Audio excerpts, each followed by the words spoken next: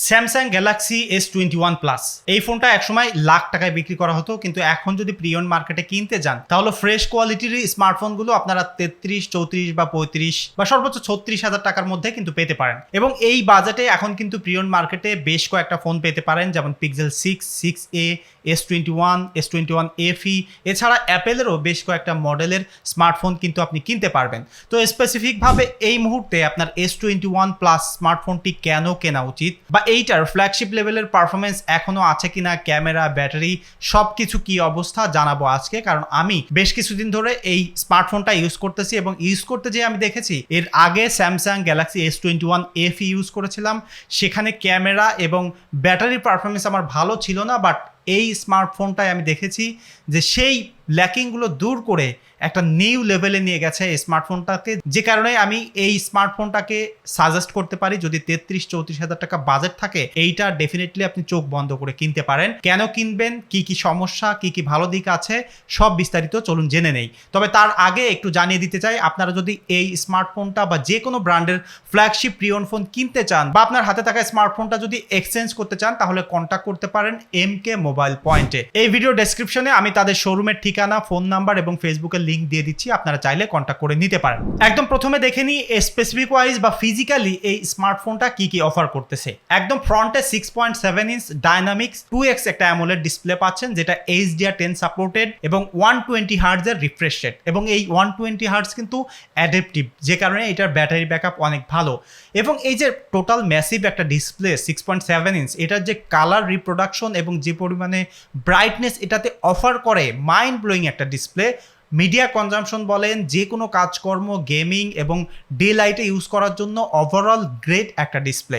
এবং এই ডিসপ্লের উপরে একদম ছোট একটা পাঞ্চ হোল পাবেন, সেই পাঞ্চ হোলে কিন্তু 10 মেগাপিক্সেলের একটা সেলফি ক্যামেরা আছে, এবং ডিসপ্লের একদম নিচের সেকশনে আন্ডার ডিসপ্লে একটা ফিঙ্গারপ্রিন্ট আছে, সেটা আলট্রাসনিক একটা ফিঙ্গারপ্রিন্ট, এবং এই ফিঙ্গারপ্রিন্টটা কিন্তু সুপার ফাস্ট একটা ফিঙ্গারপ্রিন্ট, এভরি টাইম এটা কাজ করে। এবং এই স্মার্টফোনটাতে কিন্তু ফেস রিকগনাইজেশনও আছে। সো ফিঙ্গারপ্রিন্টের সাথে সাথে আপনি কিন্তু ফেসিয়াল আনলকটাও করতে পারবেন, বাট আমি দেখেছি যে লো লাইটে ফেসিয়াল আনলকটা ভালো কাজ করে না, প্রপার লাইটে ভালো কাজ করে। ওভারঅল সিকিউরিটি সিস্টেমে ফিঙ্গারপ্রিন্টটা যথেষ্ট রিলায়েবল এবং খুবই সুন্দর একটা ফিঙ্গারপ্রিন্ট এটাতে আছে। এবং স্মার্টফোনটা যদি একদম বটমে দেখেন, এখানে কিন্তু সিম স্লট আছে, তার মিডিলে টাইপ সির একটা চার্জিং পোর্ট আছে, যেটা কিন্তু 25 ওয়াট পর্যন্ত ফাস্ট চার্জ করতে পারে, এবং স্টিরিও স্পিকার আছে। এটার স্টিরিও স্পিকারটা দুর্দান্ত একটা স্পিকার আমার কাছে মনে হয়েছে, এবং এটা কিন্তু tune by AKG, so great কোয়ালিটির একটা সাউন্ড কিন্তু এটার মাধ্যমে পাওয়া যায়, যেটা খুবই ক্রিস্প মনে হয়েছে আমার কাছে। যদি একদম ব্যাকে দেখেন তাহলে খুবই সুন্দর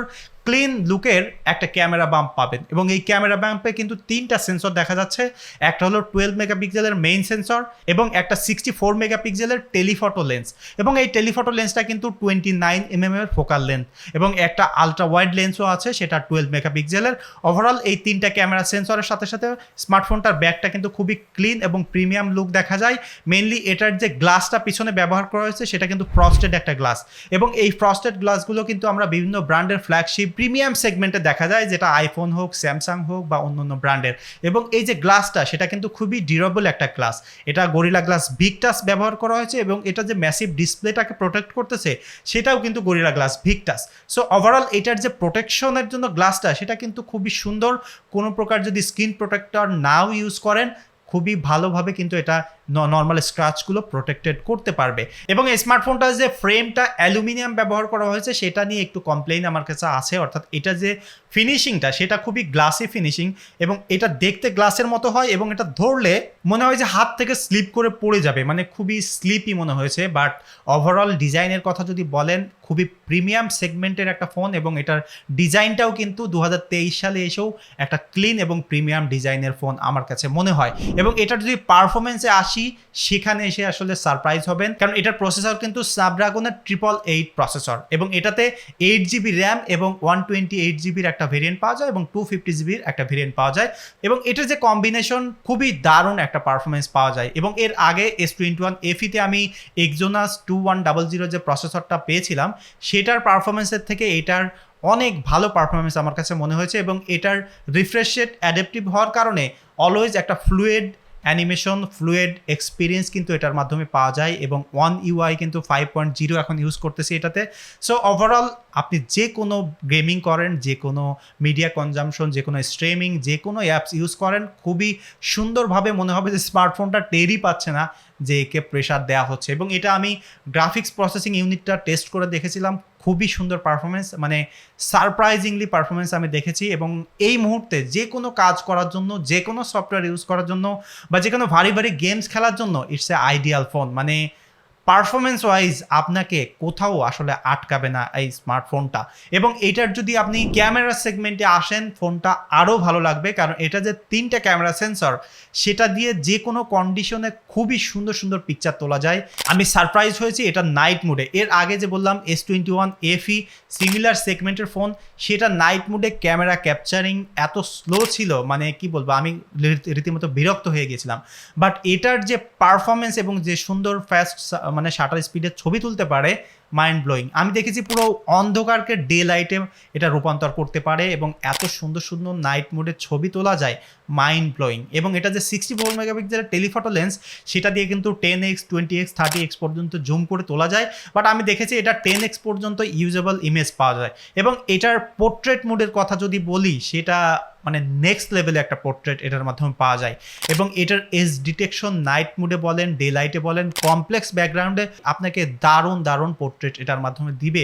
এবং এটার আরেকটা মজার ব্যাপার হলো, আপনি যে কোনো ছবি তুললে এইটা ডিসপ্লেতে কিন্তু মানে নেক্সট লেভেলে দেখা যায়, কারণ এটা ডিসপ্লের কালার রিপ্রোডাকশন এত সুন্দর। এবং এটার যে বড় একটা ডিসপ্লে, এর ডিসপ্লের দিকে তাকালেই মনে হয় এটা টোটালি ডিসপ্লেরই একটা ফোন, কারণ এটা ভেরি ন্যারো বেজেল, চিনগুলো খুবই ছোট এবং ক্যামেরা পাঞ্চ হোলটা খুবই ছোট।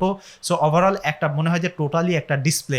এবং এটার যে টোটাল ক্যামেরা সেটআপের কথা বললাম, ডে লাইট বলেন, লো লাইট বলেন, হাই ডায়নামিক রেঞ্জ সিচুয়েশনে ওভারঅল গ্রেট কোয়ালিটির পিকচার আপনি পেতে পারেন। এবং 10 মেগাপিক্সেলের যে সেলফি ক্যামেরাটা আছে, সেটা দিয়ে আমি দেখেছি খুবই সুন্দর পোর্ট্রেট তুলতে পারবেন নাইট মোডে, ডে লাইটে, ওভারঅল যে কোনো সময়ে খুবই শার্প ক্লিয়ার ইমেজ এটার মাধ্যমে পাওয়া যায়। এবং যদি ভিডিও সেকশনে আসেন, সারপ্রাইজিংলি এটার ভিডিও কোয়ালিটি অনেক ভালো। এবং এটাতে কিন্তু 8K 24 ফ্রেমে শ্যুট করা যায়। বাট 8Kতে যেটা হয় যে সব সেন্সর এটা ইউজ করতে পারে না, সো একই ফোকাল লেন্থে শ্যুট করতে হয়। তো আমি দেখেছি যে সেফলি এটা 4K 60 বা 30 ফ্রেমে শ্যুট করা যায় ইজিলি। এবং 30 ফ্রেমে আমি 4Kতে শ্যুট করেছি, খুবই সুন্দর স্টাবলাইজ ফুটেজ আমি পেয়েছি। লো লাইটেও আমি দেখেছি দারুণ সুন্দর এক্সপোজড ভিডিও পাওয়া যায়, খুবই শার্প ভিডিও কোয়ালিটি এটার মাধ্যমে পাওয়া যায়। এবং এটার যে পোর্ট্রেট মোডে ভিডিও করা যায়, সেটা দিয়েও কিন্তু যথেষ্ট এজ ডিটেক্ট করতে পারে এবং খুবই ইউজেবল ভিডিও এটার মাধ্যমে পাওয়া যায়। এবং এটা যে সেলফি ক্যামেরা দিয়েও কিন্তু 4Kতে শ্যুট করা যায়।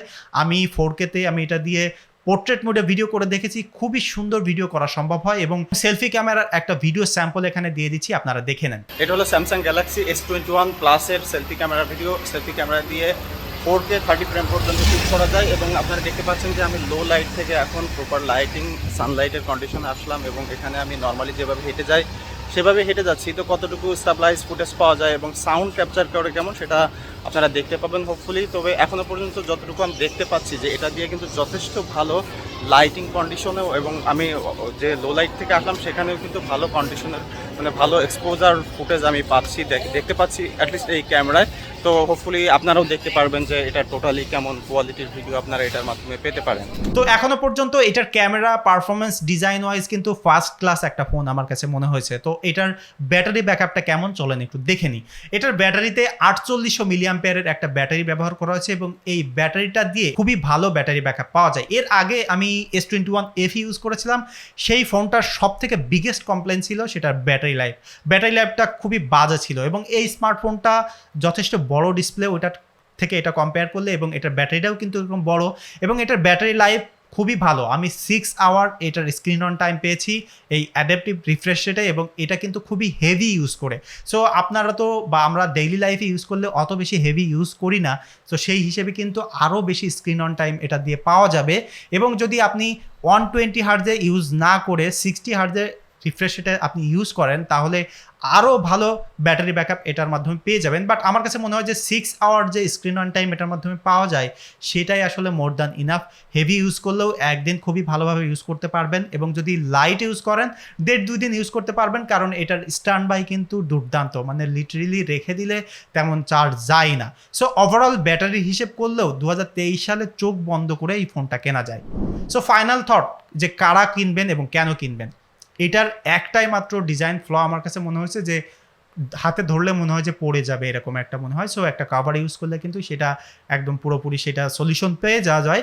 এবং তাছাড়া এই স্মার্টফোনটাতে কোনো প্রকার খারাপ দিক আমার কাছে মনে হয়নি। Great display, great performance, great camera এবং ওভারঅল খুবই সুন্দর একটা বিল্ড কোয়ালিটির এই স্মার্টফোনটা। এবং 2023 সালে এই সেগমেন্টে যেগুলো ফোন পাওয়া যায় তার মধ্যে সব থেকে সুন্দর একটা অপিনিয়ন আমার মনে হয় যে S21 প্লাস এই ফোনটা হতে পারে। এই ছিল আমার স্যামসাং গ্যালাক্সি S21 প্লাসের এক্সপিরিয়েন্স, সেটাই আমি আপনাদের সাথে শেয়ার করলাম। এই স্মার্টফোনটা যদি আপনি ইউজ করেন বা এই ভিডিও নিয়ে আপনার কোনো মতামত থাকে সেটা কমেন্ট করে জানাতে পারেন। দেখা হবে পরবর্তী ভিডিওতে, সে পর্যন্ত সবাই সুস্থ থাকবেন, ভালো থাকবেন। ধন্যবাদ সবাইকে।